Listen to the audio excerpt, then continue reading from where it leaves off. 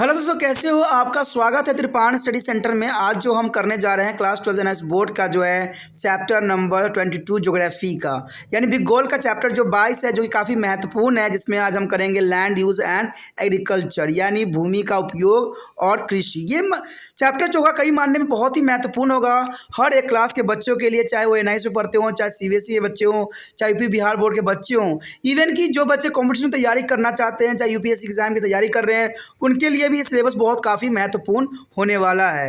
लेकिन ये सब चैप्टर स्टार्ट करने से पहले एक बात जो मैं हमेशा कहता हूँ, जिसको आपको सोचना भी चाहिए, विचार भी करना चाहिए और अमल भी करना चाहिए, वो ये कि जब भी वीडियो देखिए पूरा देखिए, क्योंकि अधूरा जानकारी सदैव खतरनाक होता है। साथ में एक इंपॉर्टेंट बात ये भी रहता है, अगर आप पहली बार वीडियो देख रहे हो तो लाइक शेयर सब्सक्राइब करना मत भूलना, क्योंकि दोस्तों लाइक कीजिएगा तो बनाने वाले का मनोबल बढ़ता है, सब्सक्राइब कीजिएगा तो इससे ये होता है कि जब भी मैं कोई वीडियो डालूंगा उसका नोटिफिकेशन आपको समय रहते मिल जाएगा। और देखिए शेयर का मतलब ये होता है कि आपके थ्रू ना जाने किन बच्चों को हेल्प मिल जाए, ये आप भी नहीं जानोगे, इसलिए जो है आप शेयर जरूर करो, ठीक है। व्हाट्सएप स्टेटस पे भी लगाओ। दोस्तों एनएसएस सेंटर जो है कई मानने में बहुत से बच्चों के लिए हेल्पफुल है, चाहे वो 8th क्लास हो, 9th 10th 11th 12th हो, चाहे वो एनआईएस बोर्ड के बच्चे हों, ठीक है, चाहे बीए एमए के बच्चे हो, सभी क्लासों के लिए कुछ ना कुछ जो है त्रिपाण एनएसएस सेंटर में उपलब्ध है। तो इसलिए आपके लिए ज़रूरी है कि आप सब्सक्राइब करके इसको चैनल को जो है सेव कर लो, नहीं तो बाद में अगर रिसर्च करोगे तो शायद आपको ये चैनल प्राप्त ना हो।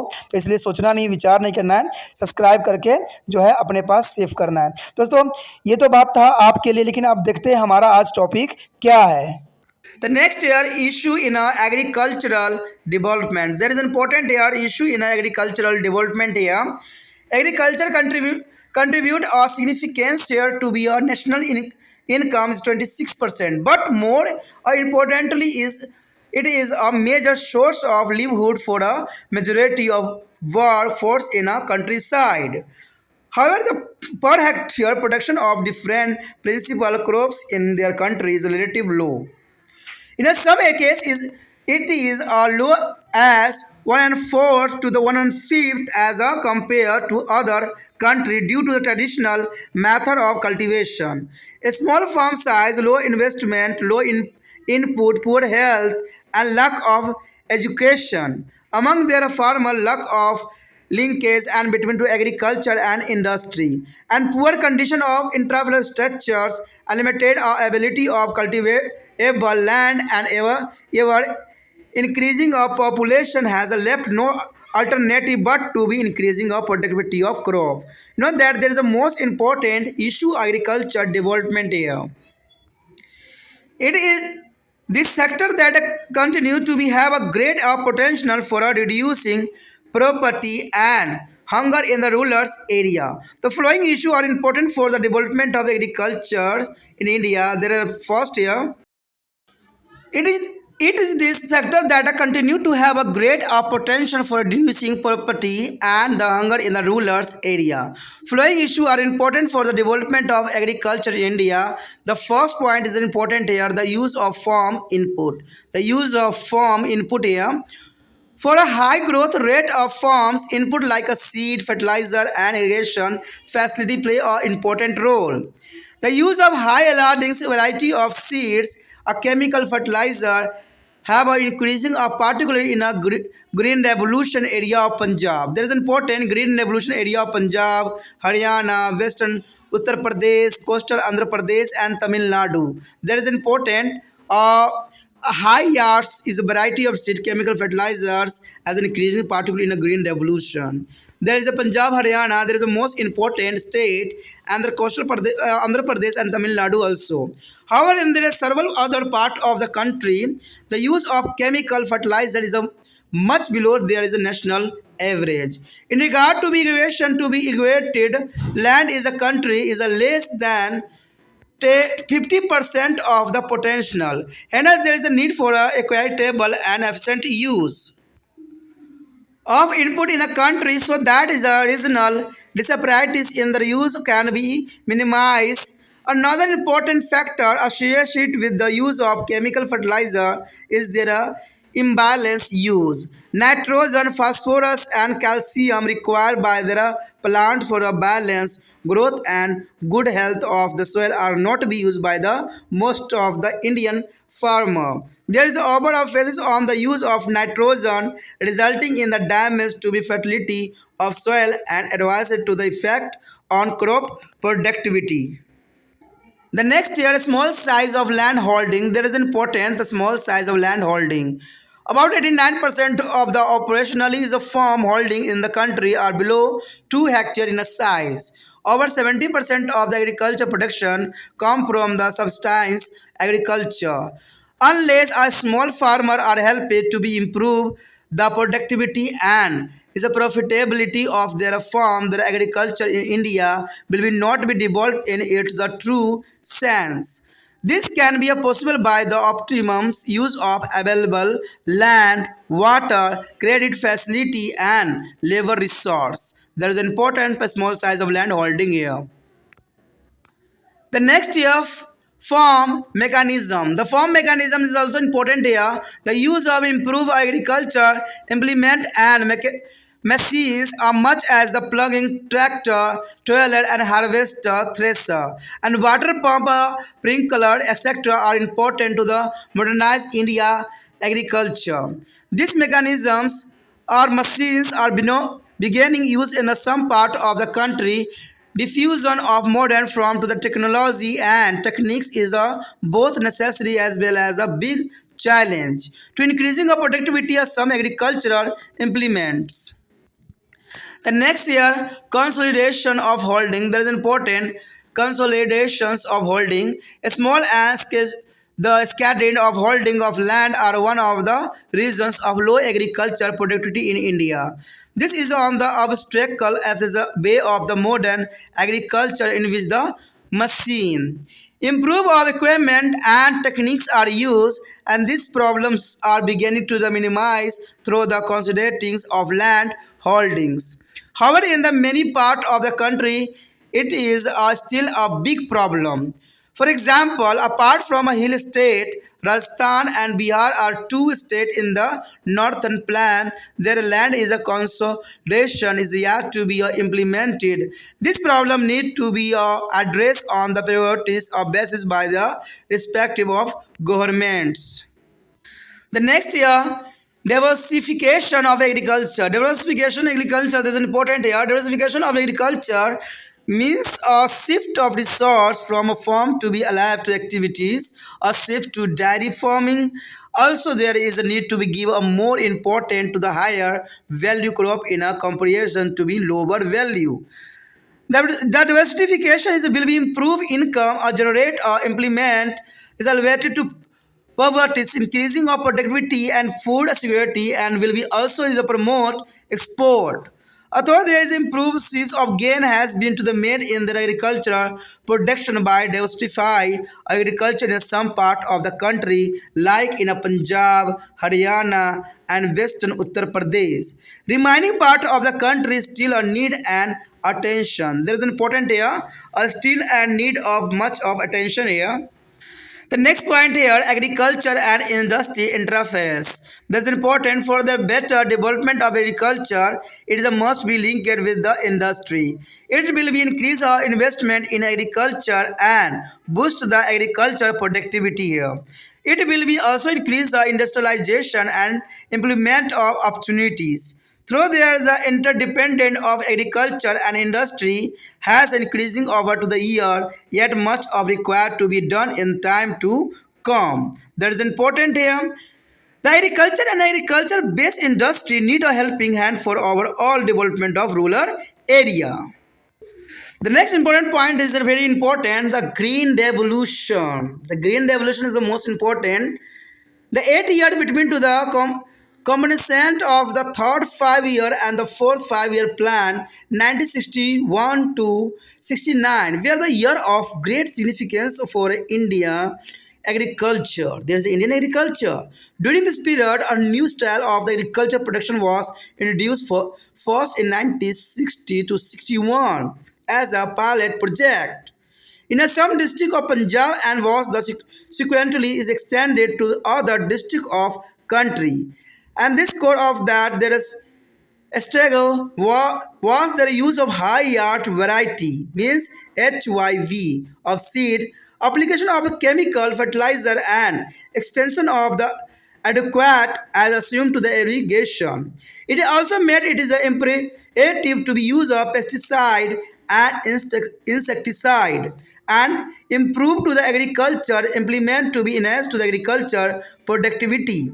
It has also become estimated to make a provision of cheap credit, storage and marketing facility, and crop is a preparations. This is important here.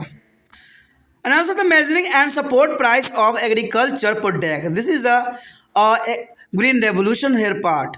Due to this is measuring food grain or productions are surge in the Indian and country become a self-sufficient in the food grain. This achievement of India as a farmer is called Green Revolution. Due to this measuring of food grain production, so in India and country become self-sufficient in the food grain. This achievement of India as a farmer is called Green Revolution.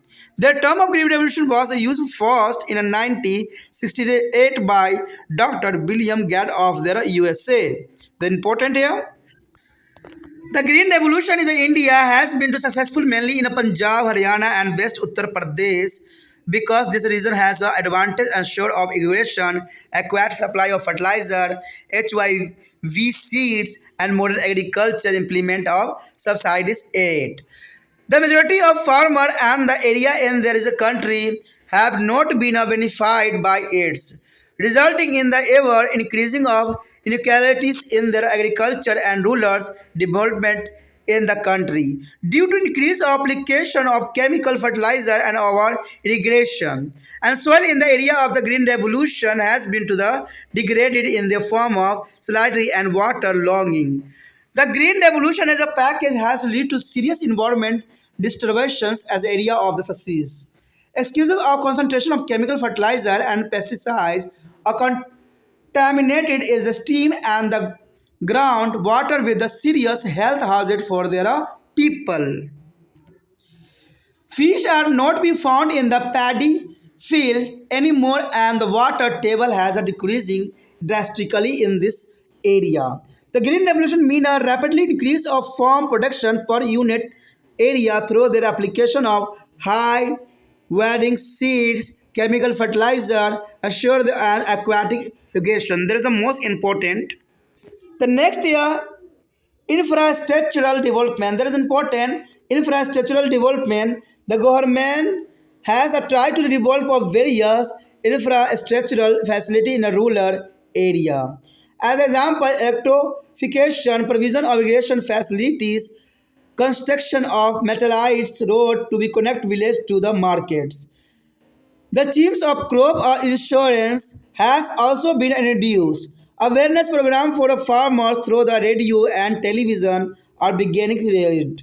A number of magazines are beginning published to provide their latest information about new techniques in agriculture. Recently, called a center has been established to be solved this problem and farmer on telephone. But exciting their infrastructural facility are not to be acquired in a country and there is a need of spreading this facility to a small farmer in a generally and the form of remote area in a particular. The next year, agriculture credit here, a commercially bank, regional rural, Grameen's bank, and there is a cooperative bank provide to the credit support and service for agriculture and rural development. A commercially bank account for a 50%, a cooperative bank 43%, and regional rural banks 7% share to credit flow from the agriculture. Kisan credit card schemes was introduced in a 98 to 99 to facilitate access of credit to the farmer from a commercially bank and regional rural bank. There is a need for the expanding the scheme to be other geographical areas. The next point here, globalization and Indian agriculture. This is important here, globalization and Indian agriculture. Globalization in the simple term mean a integration of economical of a country with the world economy. In the India is a context, this referred to be opening up to the economy to be foregone direct investment in a different field of economical activity. Rival of obstruct their entry of the multinational companies MNCs. There is an important multinational company in India, allowing the India is the companies to be entered into the foregone collaborations to be encouraged to the setting of joint venture or aborted, varying down to the level of import duties and opening to the Indian market for the world. There's important here. The impact of globalization in agriculture. There's an important point here. Impact of globalization of agriculture. The export of divided on the impact of globalization of agriculture, and they say that India will be get a benefit through their improvement prospect of the agriculture export as a result of increasing in the world price of agriculture, combined with the reduction in heavy farm subsidies provided in the development country and breaking of barrier to trade. The price of agriculture product in India are not be likely to increase as all major programs such as a subsidy on the PDS public distribution system and on the agriculture are expected to from to the control of WTO World Trade Organization. An agreement of agriculture it is a mainly because of the fact that a subsidy given on agriculture in India is below the limit of 10% of value of agriculture products. And furthermore, India has to be skilled and there is a low cost labor and the market is one of the lowest cost of producer of agriculture product in the world. Hence, there will be a large market is worldwide for this product. Moreover, it is also said that improvement in the term of trade in favor of agriculture will be promote a faster agriculture growth in India. However, these claims are questionable on flowing ground. There is an important here. There is the questionable on the flowing ground here.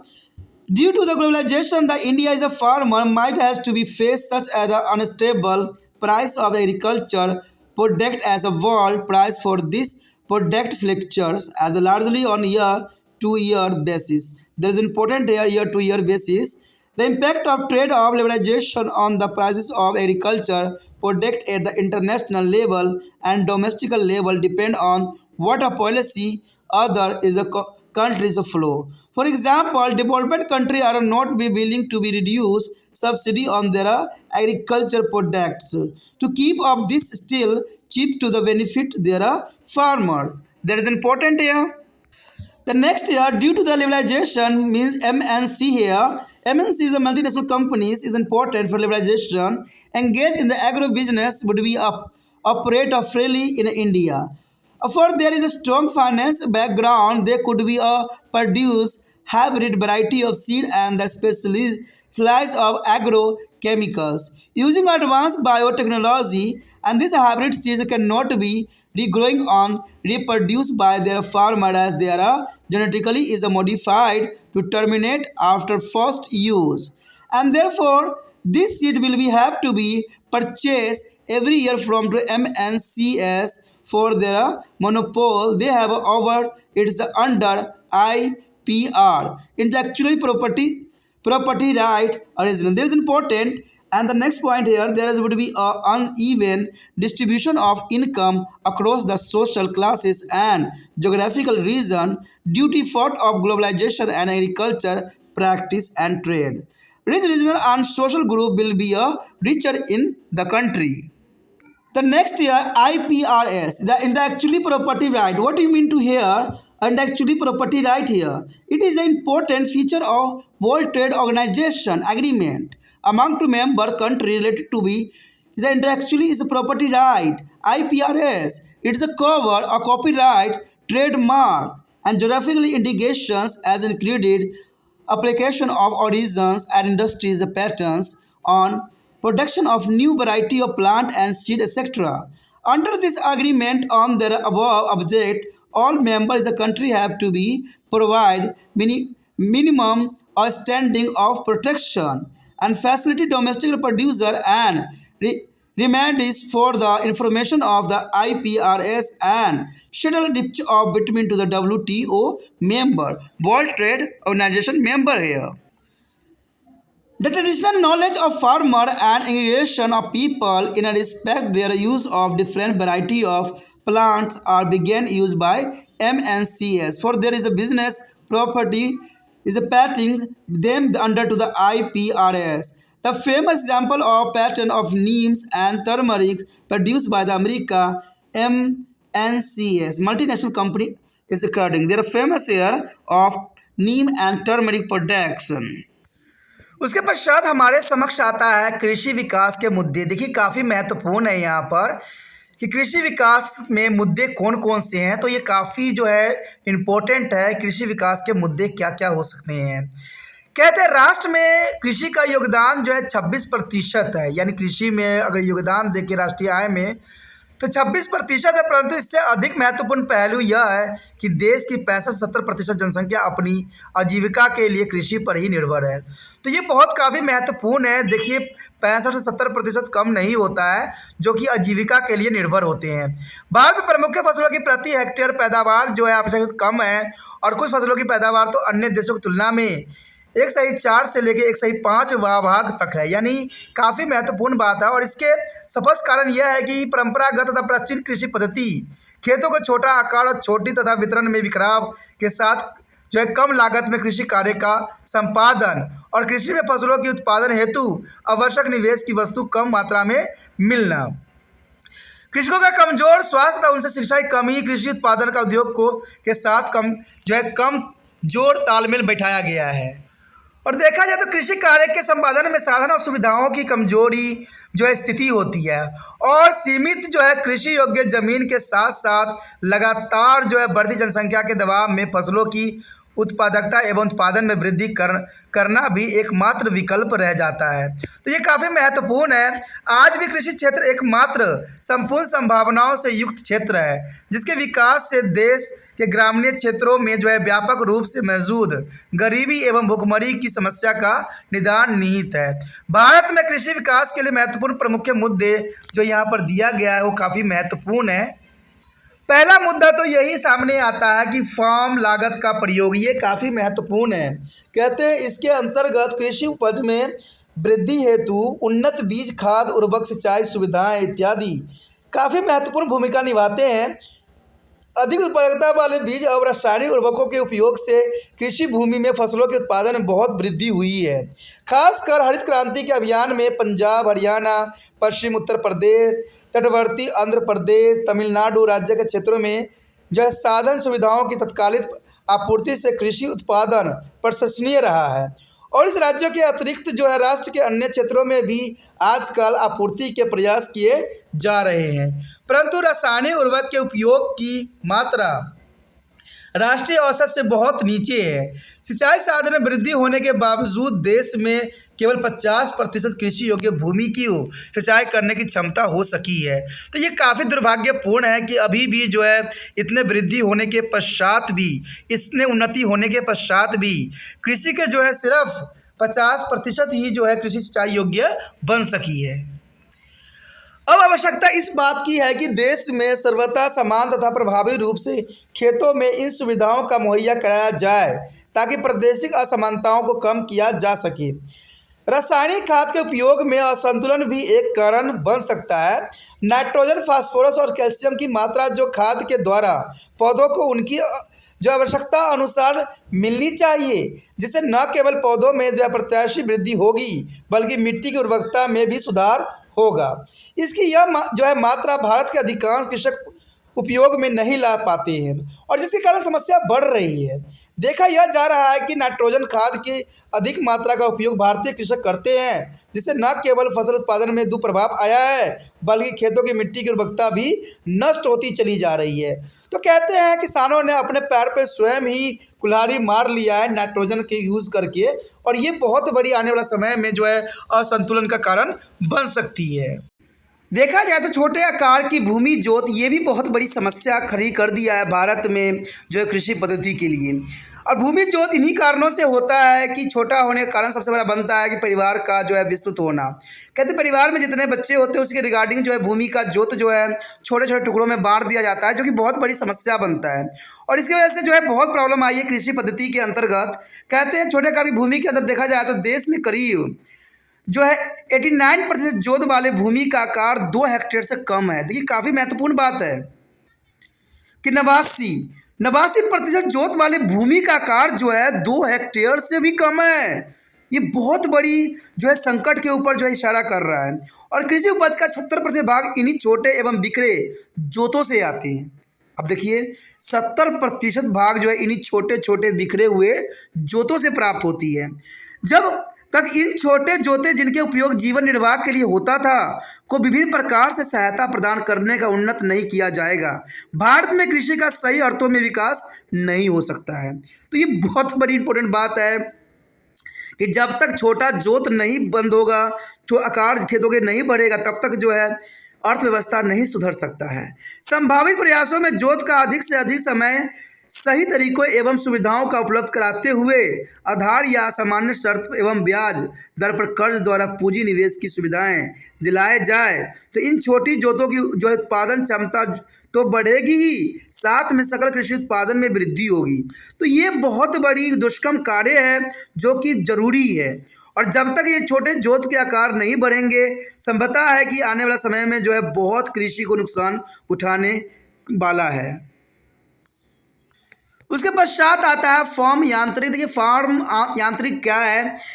कृषि के आधुनिकीकरण के लिए जो है विकसित कृषि यंत्रों, लोहे के हल, ट्रैक्टर, ट्रॉली, फसल काटने के यंत्र, हार्वेस्टर तथा खेतों में कतारों में गहराई करने वाले यंत्र, पानी की सिंचाई करने के पंप, नलकूप, दवा छिड़काव के उपकरण का प्रयोग जरूरी है।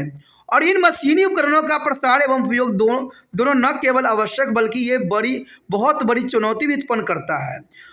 उत्पादकता बढ़ने के लिए कृषि उपकरण में कृषकों को विकास खंड और सहकारी संस्थाओं द्वारा उपलब्ध कराए जा रहे हैं, जो कि काफ़ी महत्वपूर्ण है। खेतों में चकबंदी। देखिए खेतों में चकबंदी भी काफ़ी महत्वपूर्ण बात आता है।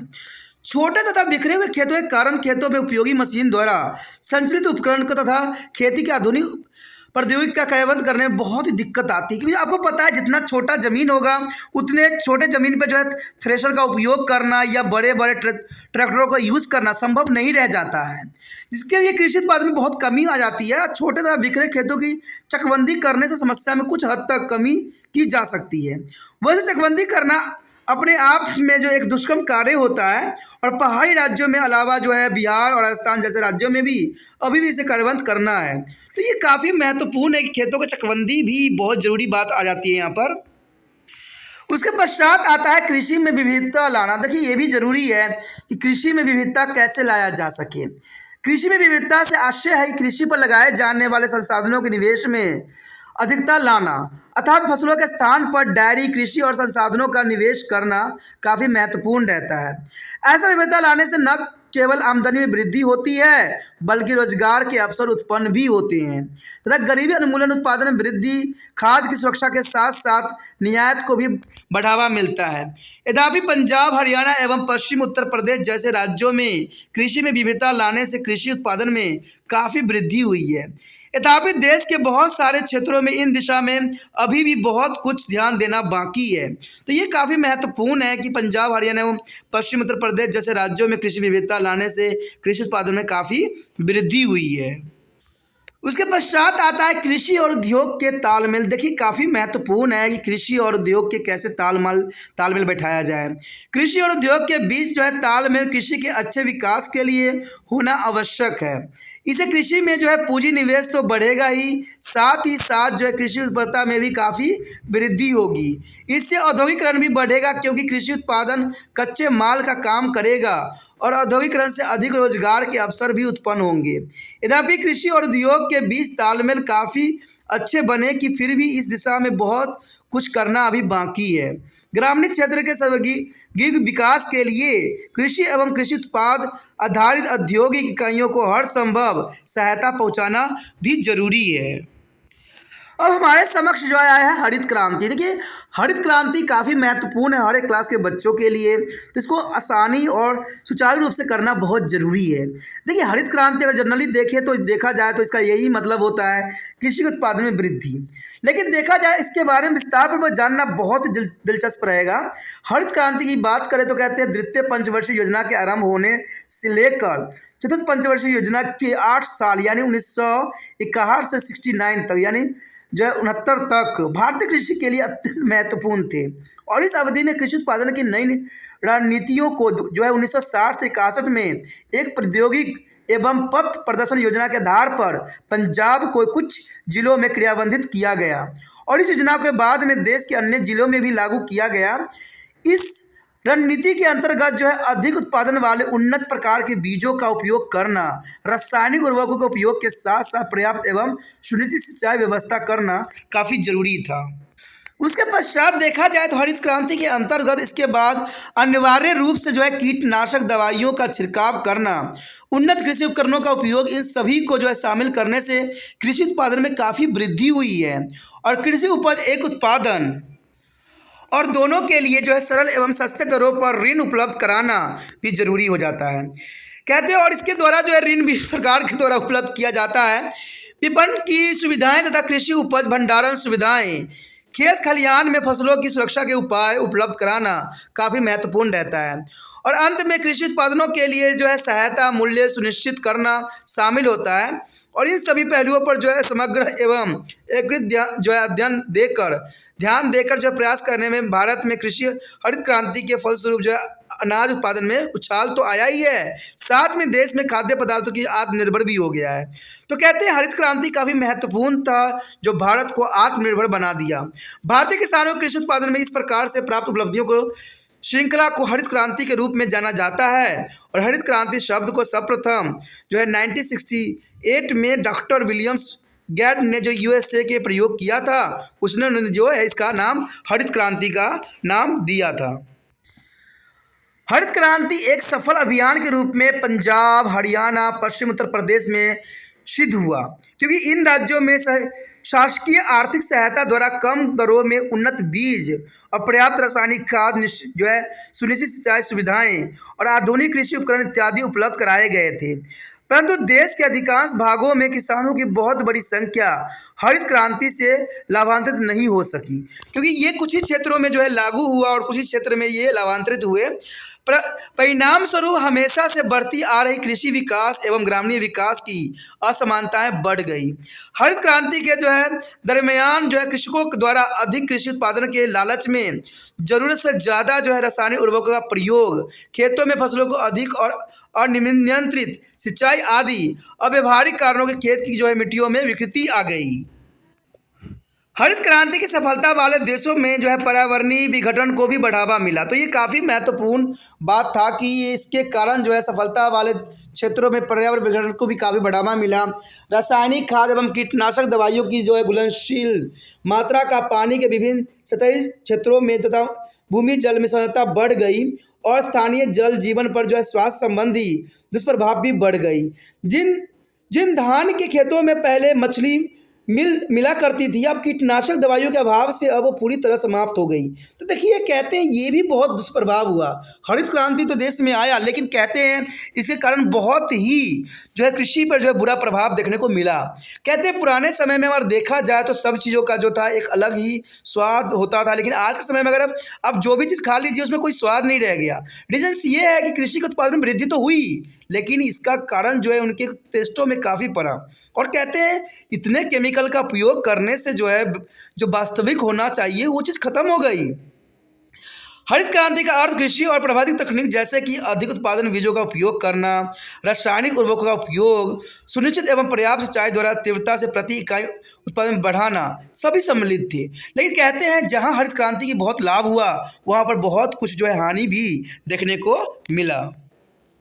उसके पश्चात है सृजनात्मक विकास। देखिए रचनात्मक विकास क्या होती है। कहते हैं शासन के सृजनात्मक विकास से कई प्रयास किए गए हैं जिनके अंतर्गत विद्युतीकरण, सिंचाई सुविधा उपलब्ध कराना और पक्की सड़कों का निर्माण कराना आदि शामिल है ताकि ग्रामों को जो है विपणन केंद्रों से जोड़ा जा सके।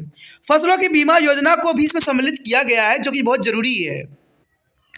रेडियो एवं दूरदर्शन द्वारा किसानों के जागरूकता कार्यक्रम प्रसारित भी किए जाते हैं। यानी रेडियो और दूरदर्शन जो है इसमें बहुत काफ़ी जो है सराहनीय काम कर रहा है, और जो किसान है उनको जागरूक करने में भी अपना महत्वपूर्ण योगदान दे रहे हैं।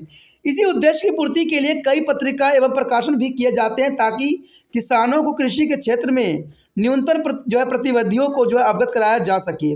आजकल यह सुविधा भी किसानों के लिए उपलब्ध है, जहाँ किसान अपनी समस्या एवं समाधान का आदान प्रदान दूरभाषा द्वारा कर सकता है। इस सुविधा का अधिक से अधिक जो है प्रयास हो रहे हैं, ताकि दूर दराज के ग्रामीण इलाकों में भी ये उपलब्ध हो। तो देखा जाए तो आज दूरदर्शन और रेडियो का जो है सराहनीय कार्य है, और ये हर एक क्षेत्र में जो है किसानों के लिए बहुत ही मददगार सिद्ध भी हुए हैं। उसके पश्चात है कृषि ऋण। देखिए, कृषि के लिए ऋण ये भी बहुत महत्वपूर्ण है। कहते हैं व्यापारिक बैंक को, क्षेत्रीय ग्रामीण बैंक एवं सहकारी बैंकों द्वारा कृषि ऋण सहायता के रूप में कृषि एवं ग्रामीण विकास के लिए दिए जाते हैं। कृषि सहायता एवं सेवाओं के एवज में ऋण बढ़ाने में व्यापारिक बैंकों की जो है सहभागिता 50% और सहकारी बैंकों को जो है 43% तथा क्षेत्रीय ग्रामीण बैंकों को 7% है।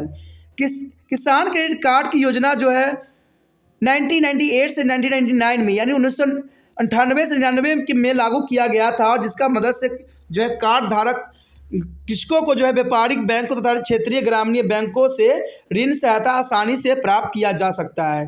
तो सरकार द्वारा कृषि ऋण देना भी बहुत सुनिश्चित किया गया है, जिससे जो है उत्पादन में वृद्धि हो सके। उसके पश्चात है वैश्वीकरण तथा भारतीय कृषि। देखिए, वैश्वीकरण में भारतीय कृषि काफ़ी महत्वपूर्ण है। कहते हैं वैश्वीकरण साधारण अर्थों में एक ऐसी प्रक्रिया है जो एक देश की अर्थव्यवस्था तथा पूरे विश्व की अर्थव्यवस्था से जुड़कर संगठित हो जाना दर्शाती है। भारतीय संदर्भ में वैश्वीकरण का आशय देश के अर्थव्यवस्था में ऐसी व्यवस्था को खोलना जिससे विदेशी पूंजी निवेश जो है प्रत्यक्ष रूप से देश के विभिन्न आर्थिक क्रियाशीलता के क्षेत्रों के लिए किया जा सकता है।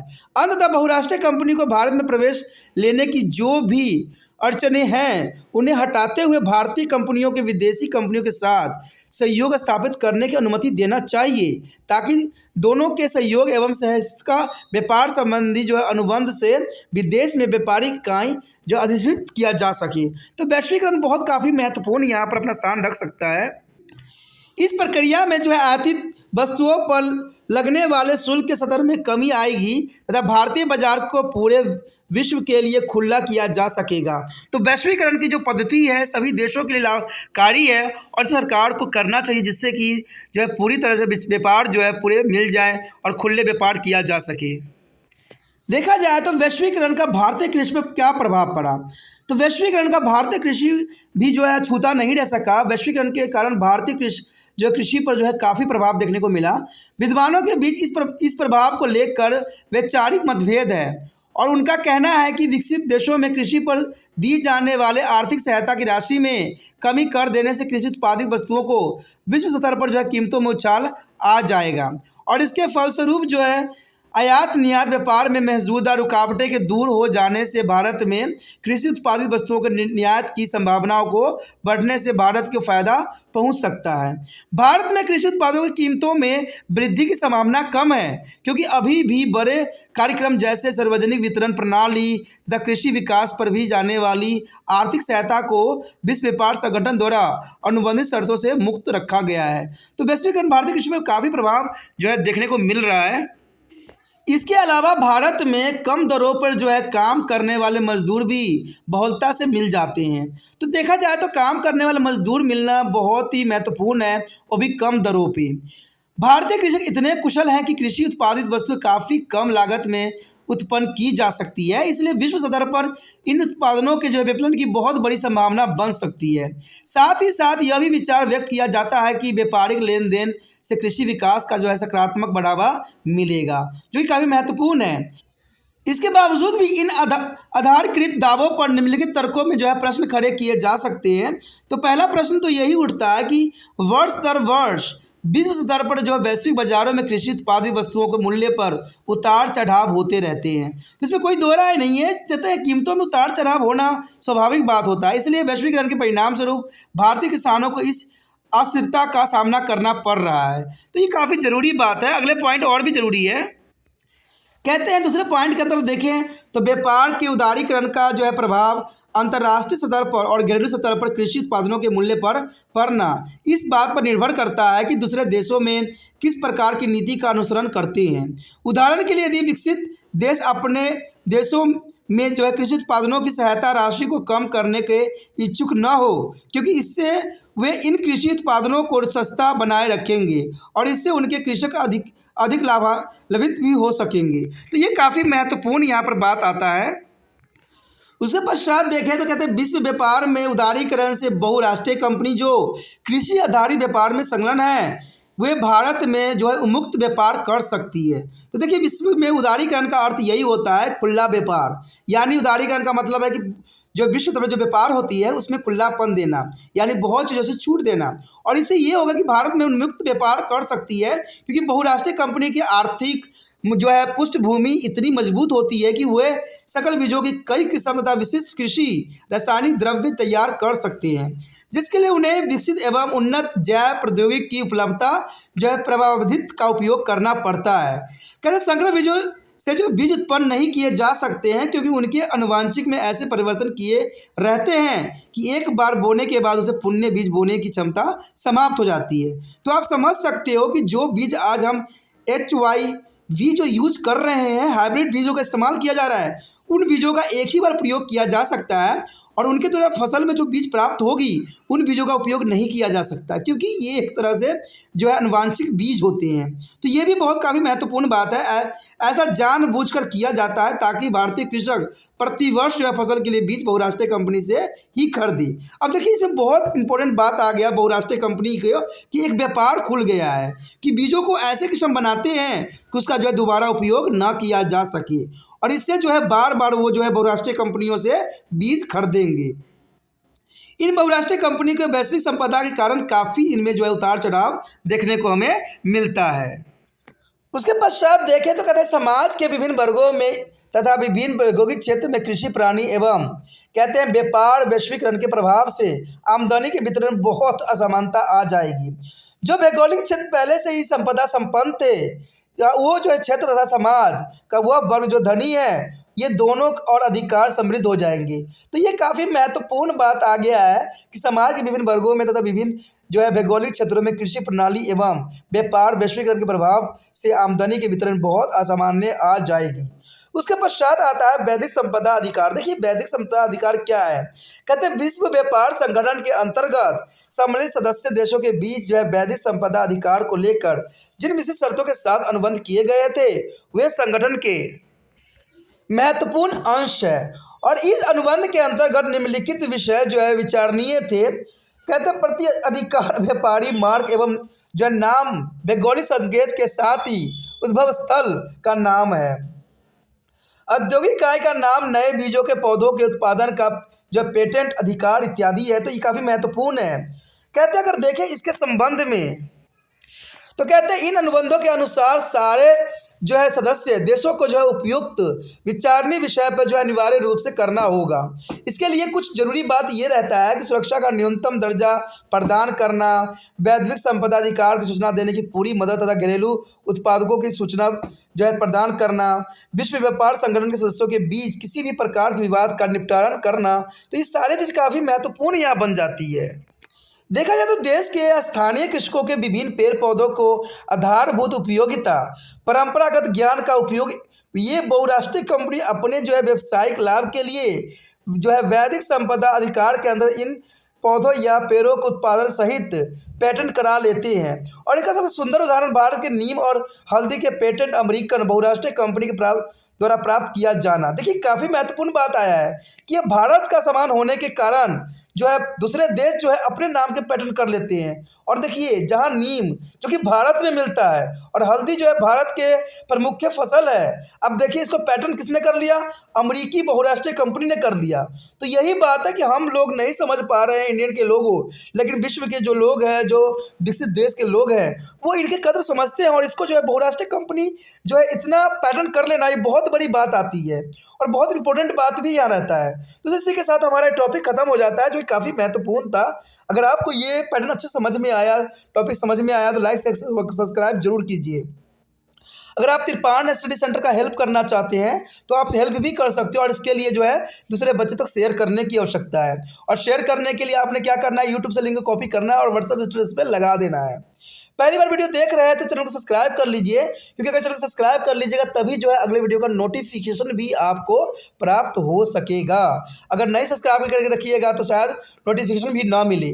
और बात दूसरी ये भी रहती है कि अगर कोई टॉपिक अगर सर्च कीजिएगा तो शायद दूर दूर तक जो है तिरपान स्टडी सेंटर नज़र ना आए, और ये बहुत बड़ी समस्या बच्चों के समक्ष आता है। इसलिए बच्चों को हमेशा मैं कहता हूँ कि चैनल को सब्सक्राइब कर लीजिए। सब्सक्राइब करने से क्या होगा, आपको यूट्यूब के जो है होम पेज मिल जाएगा जहाँ पर सारे वीडियो आपके उपलब्ध हैं। साथ में आपको पता है प्लेलिस्ट का भी ऑप्शन है, जहाँ पर जो है क्लास के अंतर्गत और सब्जेक्ट के अंतर्गत और टॉपिक के अंतर्गत सारे वीडियो हैं। साथ में अगर कोई सजेशन देना चाहते हैं, कोई प्रॉब्लम है, कुछ आपको समझ नहीं आया है, तो आप कमेंट जरूर कीजिए।